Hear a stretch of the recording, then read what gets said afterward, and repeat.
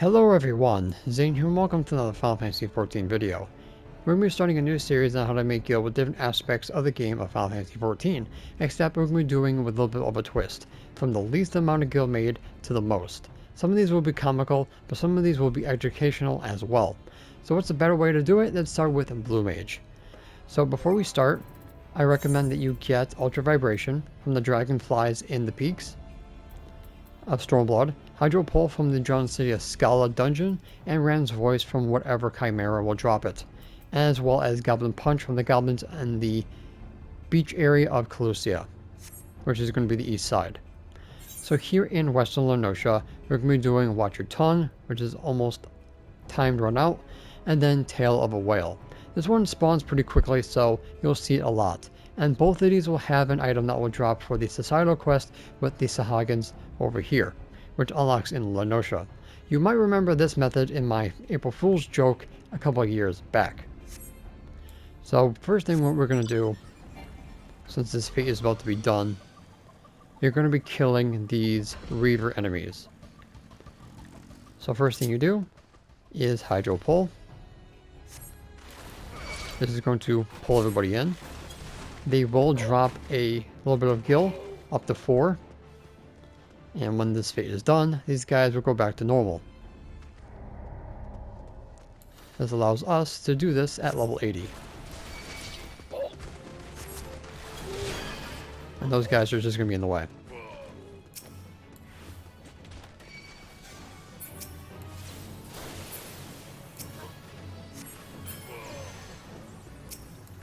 So killing these guys as they respawn will give you a little bit amount of gil.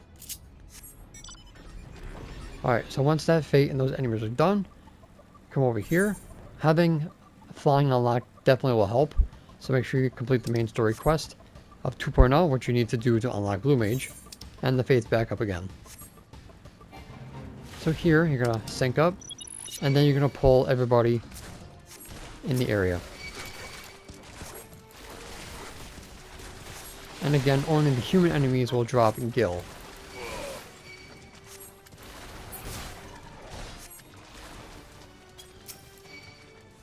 Now, if you're doing this on any other job for your Realm Reborn relic, then you can get the Atmas that will come from the fates in this area.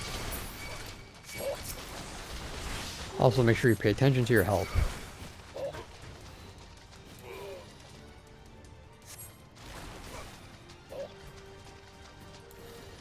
Now, the Grand Company seals that you do get from these fates will add up.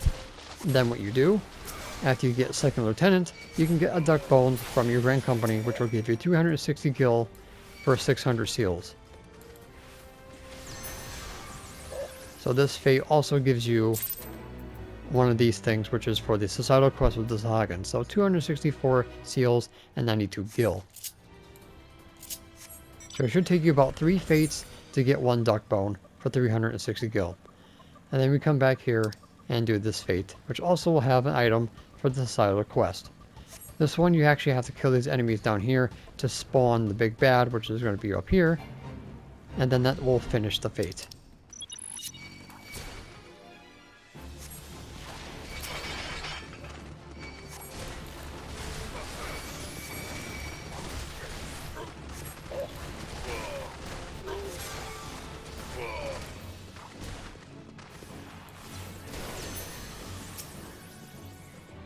And they spawned. You can tell by in the chat log they're talking, so you can see if they spawned or not. So those guys are the ones you need to kill. Those ones over there are just the normal enemies. So this is where Ram's Voice and ultravibration come into play.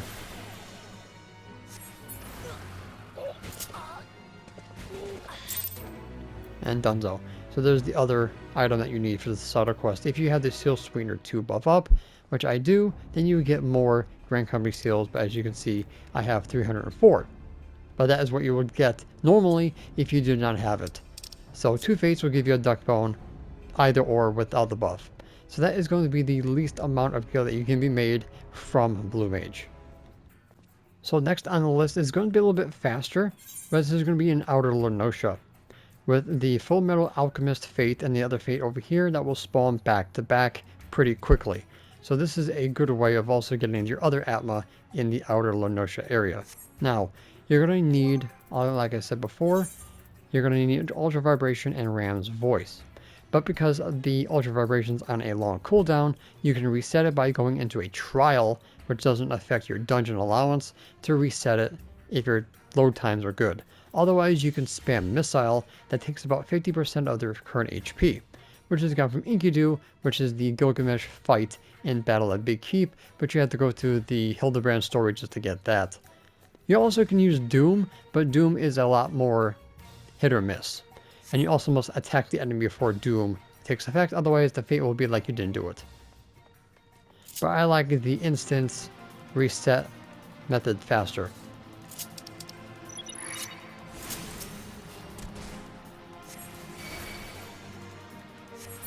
So this is going to give you the same amount of gil and of course seals. And this is going to be for the Kobold societal quest. So 3 fates of this get 1 duck bone from your Grand Company at 2nd Lieutenant to get 360 gil on top of what you get from the fate. Also you have your challenge log for the fate that will give you, I think, 3,000 for the whole thing? Yeah, but that's going to be for your weekly. So because this one takes a couple seconds to spawn, and then the Kobold will fight this Gargoyle, is this easier doing this. Pick Ifrit, and then leave. And by the time you get back, the fate should be able to be defeated.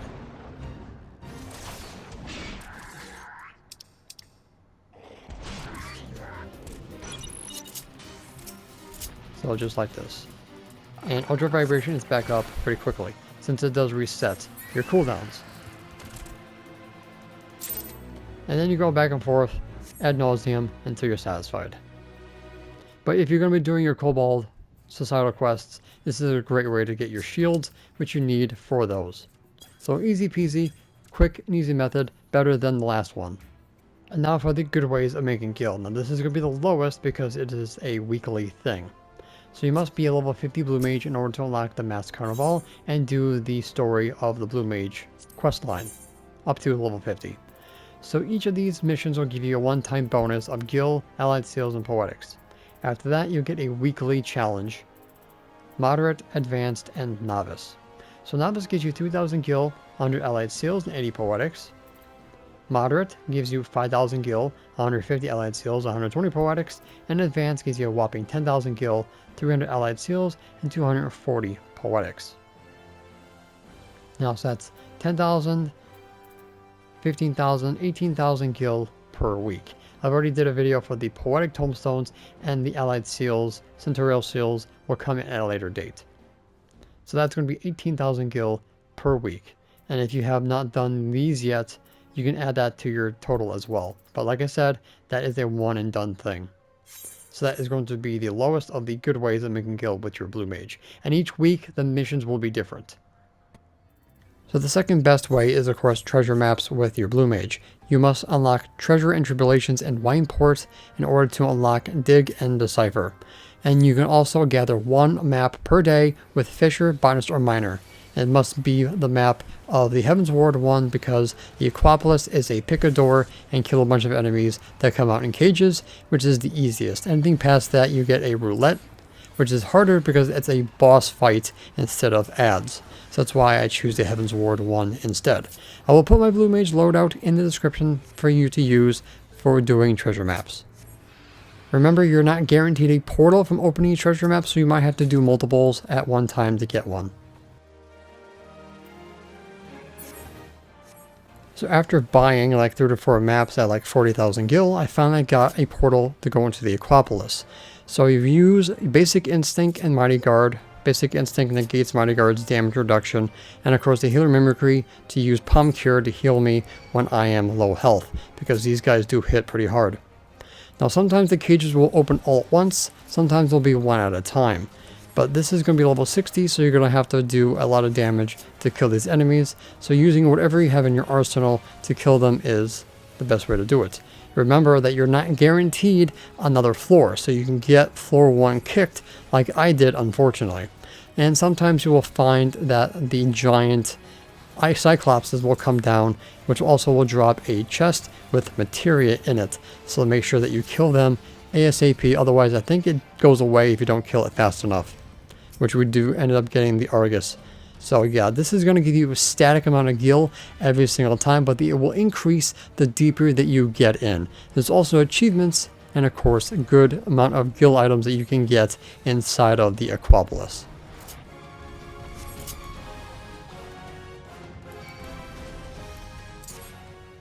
So like any Cyclops enemy, if you see a 100-ton swing, get away from him, because that's going to basically kill you if you're not shielded up.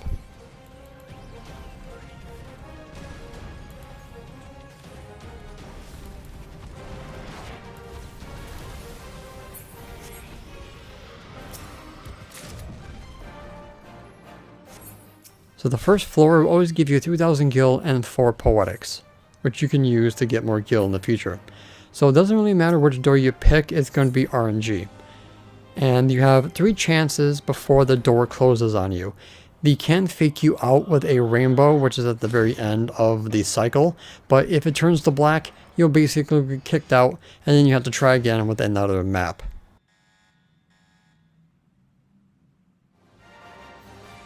So that is going to be the second highest way to make gil with your blue mage solo. And now for the best way to make gil with your blue mage, which still works today, and that is unsyncing, level syncing the vault. So what you do is go into the gear icon and go unrestricted party, allows you to go by yourself, and then level sync. This will level sync you down to the dungeon's highest level possible. So that's going to be by yourself, and you're going to be level synced down. So the vault can only go up to level 58, and you'll be stuck at level 115. I believe materia gets negated, so having materia in your gear won't make a difference. So I have the level 80 gear, which is the highest that we can use for this endeavor. So I do believe the gear does make a difference, just the materia doesn't. Now for my loadout, I have some of the most powerful spells you can use. Self-destruct, being mortal, feather rain or eruption will work. Ram's voice, glass dance, shock strike, sea shanty, mighty guard, moonflute, phantom flurry, toad oil, which is going to combo with a self-destruct, both ends, J kick, bristle, which combos with self-destruct, surpanakha, basic instinct, ultravibration, and aetheric mimicry of a DPS, since you will not need to heal. And this increases your damage of critical hit and direct hit chances. So self-destruct with total oil up will give you a 1800 potency attack if you're going to be doing the self-sacrifice method. Otherwise, you can basically do the ultra vibration method of the last set of mobs before the first boss, but that allows you to not have to repair your gear. So there's 2 different methods of doing this, but you guys can take it as slow or fast as possible. Remember, you only are allowed 100 dungeons per day, because that's the anti-bot measure that they have in place, and then will reset every day with the regular daily reset. So if you have nothing else to do in the party finder or duty finder, then you can use all 100 allowances. Okay, so let's go in right now. So I'm going to take this slow, but you should be able to do this within 30 or 35 seconds. The first thing you do, activate basic instinct. This negates mighty guard's negative effect of damage reduction, and then toad oil, which increases your invasion. You should have this already set up for self-destruct if you're doing that method. Now that's all set and done, we're going to pull the first set of mobs with eruption and or feather rain. Then you can do sea shanty and then being mortal, and then use surpanakha until they're dead. So the next set of mobs you're going to open up with both ends, which does 600 damage without fall off. And then you can do Phantom Flurry. You can do the ultimate kick sooner than later. And then you can use J kick on the mage in the back. And then Ram's voice, everyone should rush to you. Shock strike the enemies in the back, or feather rain or eruption. And now we sit here and wait. So Ram's voice again. And ultra vibrate. This is the easy method of not self-destructing. and I get around 6,000 gil. And then of course you leave. So same thing, make sure you have basic instinct and toad oil up. Mighty guard should be automatically stay on you at all times. You're gonna do the opener, same like we did before.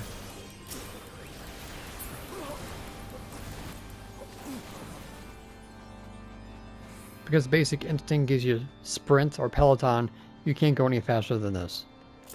And then we're gonna waste ultravibration on this set of mobs.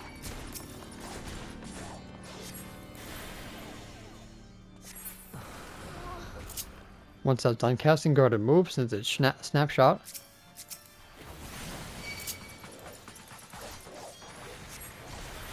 Freeze them.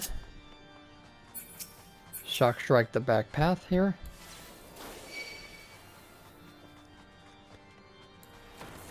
Go on both ends. Bristle, moonflute, swift cast, self-destruct. And everybody should die. There's occasional where one of them might not die fully from self-destruct. That's why I do both ends there. And that is going to be the self-sacrifice method. And then you can just leave. You don't have to revive. So I almost made twice as much gil on that one. But that is going to be the vault method for both the self-sacrifice and the non-sacrifice method. Which one you want to do is going to be up to you. But that is going to be the best way to making gil with your blue mage, because that can make you over 300,000 gil an hour. Alright, so hopefully this has been helpful. Don't forget to check out the rest of my channel for more Final Fantasy XIV content, and I will see you guys in the next one. Happy farming! And that's it for today's video. Thank you guys so much for watching. Don't forget to leave a like, comment, and subscribe to my channel if you're new for more Final Fantasy XIV content and help with the YouTube algorithm. If you guys want to support my channel even further, consider becoming a YouTube member, Patreon supporter, or help me on Ko-Fi. The links for those will be in the description down below, as well as my Discord. And an extra special shout out to the members on screen. So until next time, if you ever walk in the glorious light of Lord Bahamut, and always remember to keep forging ahead.